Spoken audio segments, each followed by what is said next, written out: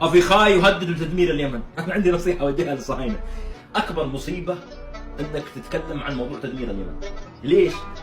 لانك اقسم بجلال الله اول ما بتخش توصل عند اليمن ما بتعرف، والله ما بتعرف تتعامل مع اليمن، لان اليمنيين نفسهم مش عارفينها. والله ما في احد عارف ايش قاعد يصير في اليمن، والله الا الله سبحانه وتعالى وحده. فانت لما بتجي وتعتقد انك انت بتخش وتدمر وتغير، لا لا لا، حاولوا ناس قبلك وجو بريطان، جو مش عارف مين والفرس ولا دخلوا طفشوا. يا اخي في ناس دخلوا اليمن وطلعوا طفشوا مو عن شيء، طفش ما يبغى، قال انا ما بقعد يا اخي. طيب في خيرات في مش عارف، قال ما بقعد، خلاص السلام عليكم. الدولة الوحيدة في العالم التي لم تعترف بكورونا اصلا، ما عندها كورونا، ما دخل الظاهر عندهم. من اكثر المدن العربية فعليا عندهم اعتماد على الطاقة الشمسية اليمن. قال لك افيخاي يقول بدمر اليمن.